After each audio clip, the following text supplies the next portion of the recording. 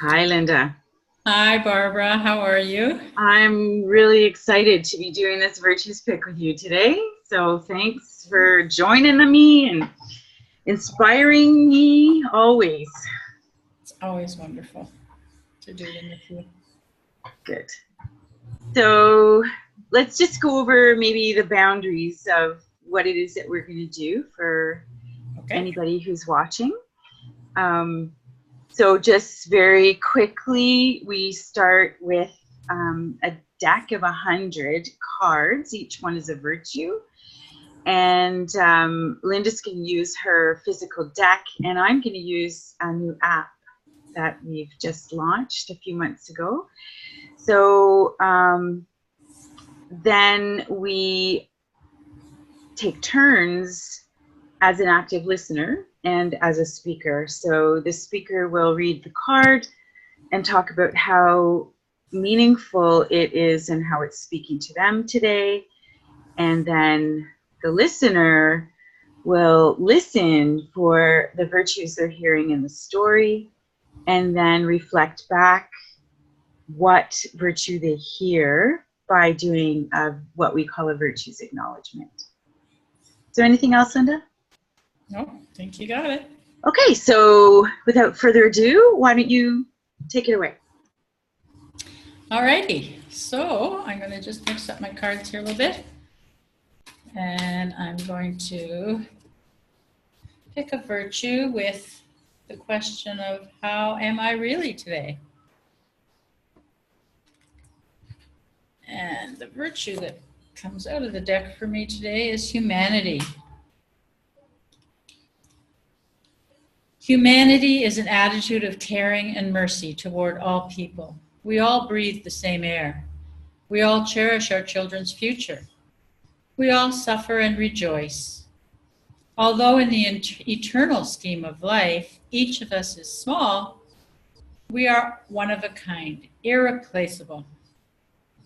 We lose our humanity whenever we generalize about a group of people and separate ourselves from them because of external characteristics, such as race or sex. We tap into our humanity when we put ourselves in others' shoes and are genuinely concerned for their welfare. Our humanity grows as we serve others. There is no they, only us. An individual has not started living until he can rise above the narrow confines of his individualistic concerns to the broader concerns of all humanity. Martin Luther King, Jr. The practice of humanity. I feel a common bond with all people. I value each person as an individual. I refrain from prejudice. I feel empathy for the suffering of others. I have a passion for compassion. I offer humanitarian service. I am thankful for the gift of humanity. It connects me to all people. Wow. So how this is speaking to me today is it's really interesting. I'm down here as a guest with friends in Barbados right now. And this is the second year that I'm here for an extended stay, like 4 months, which is just awesome. So I go to a beach that I like, and it's busier this year than it was last year. And it's really interesting how quickly we can slip into us and them. So I go to my favorite beach, and it's like, oh, it's busier this year, and all these tourists are wrecking it for us. And then it's like, oh, wait, I'm a tourist.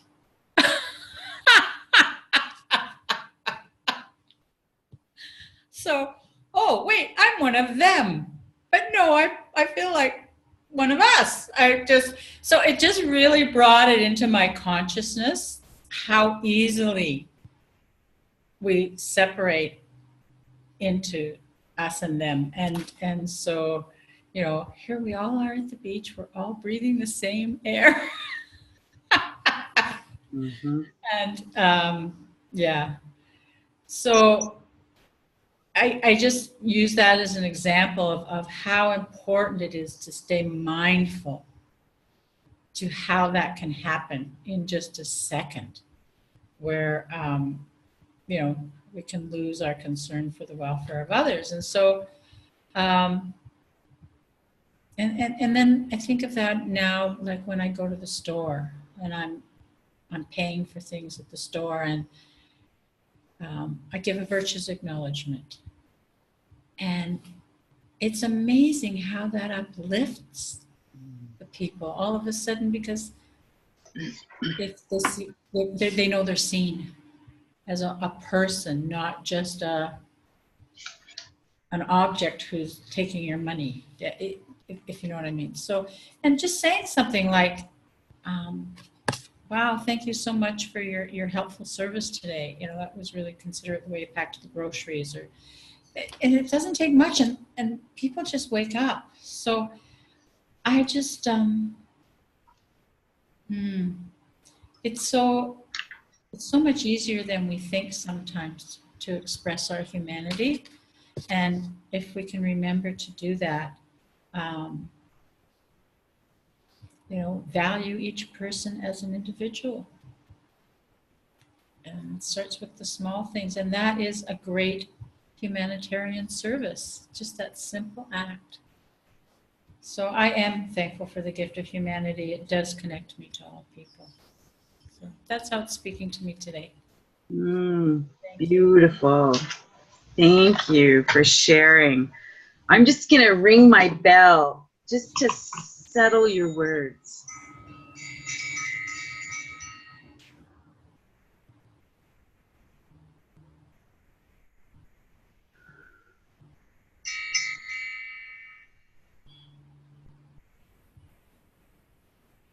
Linda, thank you so much.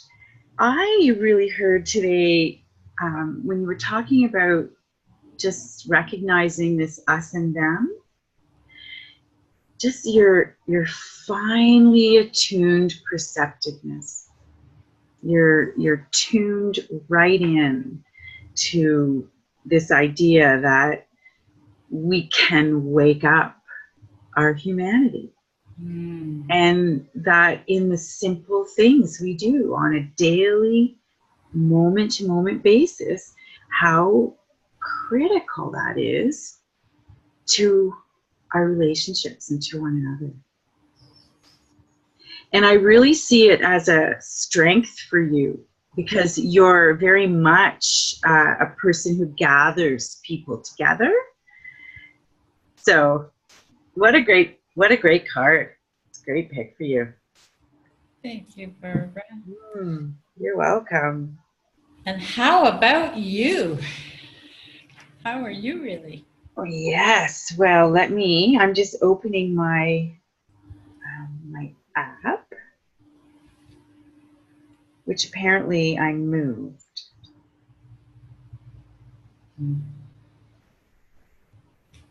That's odd. I thought it would just copy it, but I have this lovely app that's been created by Sarah Feldman, and they've just released it, so it's pretty exciting.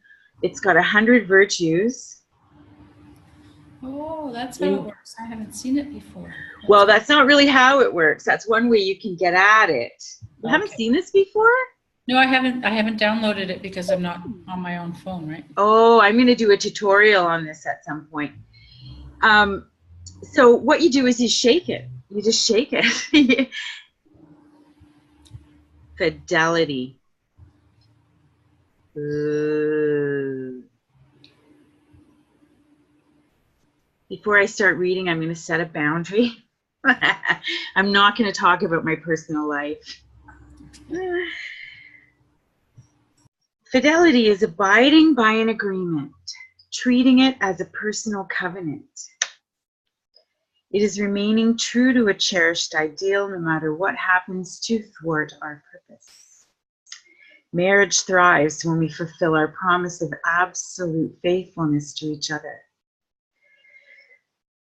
In each relationship we form, fidelity keeps us scrupulously loyal. We avoid backbiting and casting blame. We call on our courage to resolve differences face to face. We are devoted to our employment and keep faith with a standard of excellence. We continually aim to be trustworthy. Fidelity keeps us on a path of true integrity.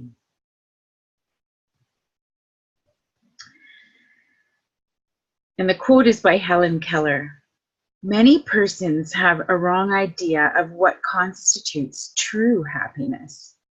It is not attained through self-gratification, but through fidelity to a worthy purpose. And the practice of fidelity. I honor my commitments. I stay true to my partner. I am loyal to those I love. I work out problems directly.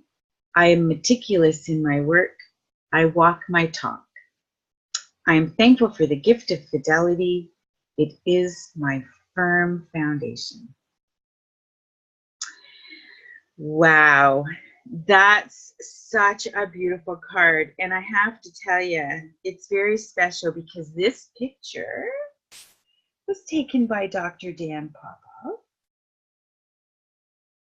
There aren't very many cards in the 100 deck that are.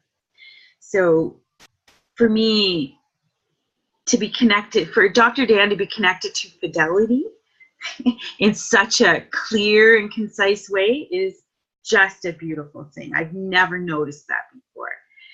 And it gives me a whole other sense of my connection to fidelity right now, because I'm working on creating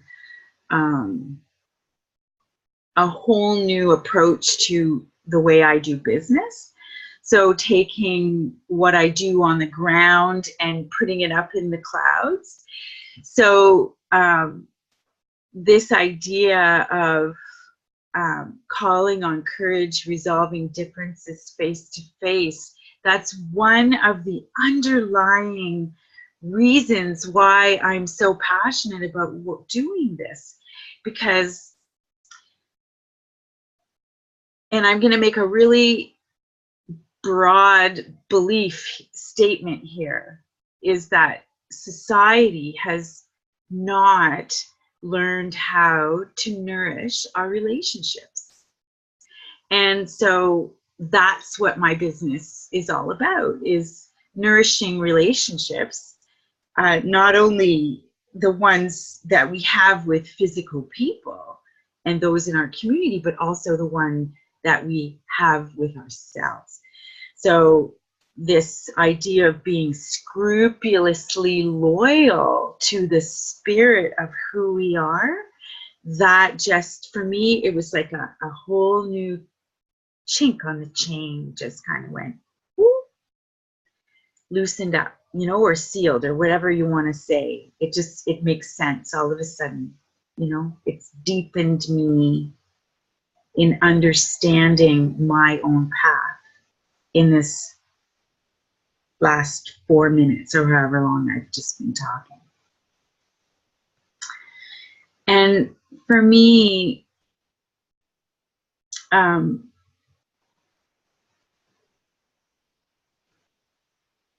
this idea that we can be devoted to one another in a whole new way, devoted to our employment, devoted to our community, devoted to ourselves, and doing that with a whole other lens of caring. That's my ultimate goal and my purpose in life, it feels. So fidelity today is a real confirmation that I'm on the right path. I know it, but in this very moment, I'm really feeling it. Yeah.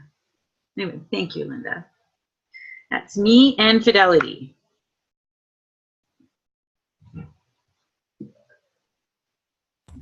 Are you going to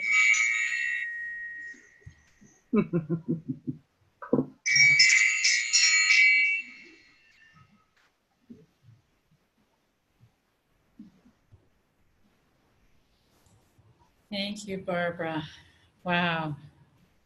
So I hear your deep commitment to serve humanity and your deep discernment of the importance of, of building communities that really know how to nourish relationships through caring and that it's a matter of us learning how to do this together, and that you want to be part of that process.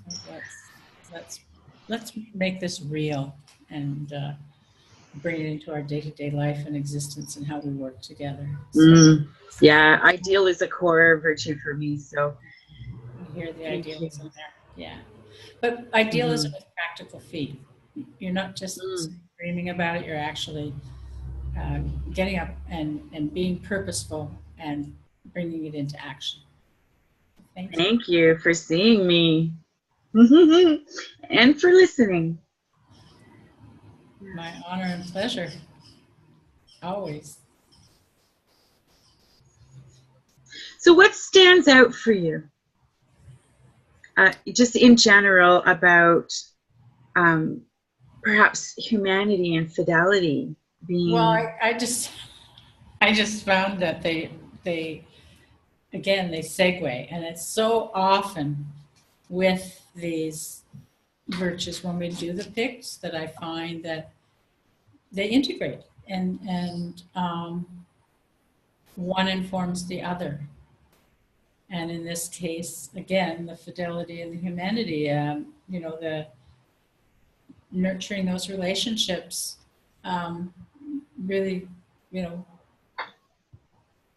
it's what they're saying here with the humanity about making it there is no us and them, that we're truly able to be there and walk with each other, put ourselves in each other's shoes when we have the fidelity. That's how we're with humanity. Yeah. And it's just so simple. It's so complicated, but it's so simple. And for me, that was the first thing. It's like that knitting together, that dovetailing of these two virtues, just so beautifully married together. They have to be, right? But is fidelity, do you think fidelity is, I think it's attached to every virtue in the same way. I don't think it's humanity especially. I think fidelity, it seems to be the what is that? What they call the pin? What's the center? The linchpin? No. Or the lodestone? I don't know. Yeah, I guess that's the same kind of thing.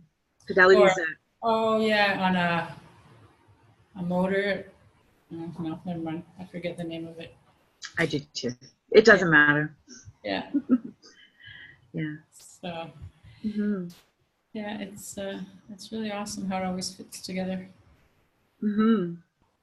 Yeah. So, how would you like to end today?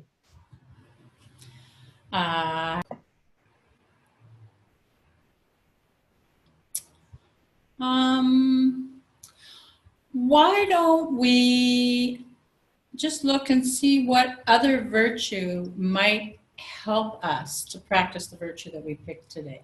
So, in my case, what will help me practice humanity today?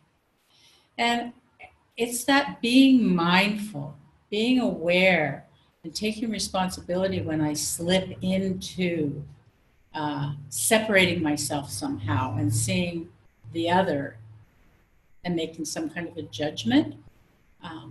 So to just stay present with the idea and just be open to who the other person is as a person, not different than I am. Own that this person is actually a mirror of me, and we are the same. And that I have all aspects that they have in me. Mm-hmm. And so just, yeah, staying mindful of that. So mindfulness. Yeah. Because you mentioned openness too, and they're both equally important, maybe. But, yeah. That's beautiful. Thank you. How about you? Yeah, I think for me, it comes down to trust. And I can easily sabotage myself by when I don't trust, or when I'm coming from a place of lack or fear. I can talk myself out of anything really quickly. And so I think trust and possibly confidence, just to be able to stand on my own 2 feet and, be the black sheep in the crowd if I have to, so that I can be scrupulously loyal to what it is I need to be doing. Yeah. Wow. So I hear that, having that trust and confidence.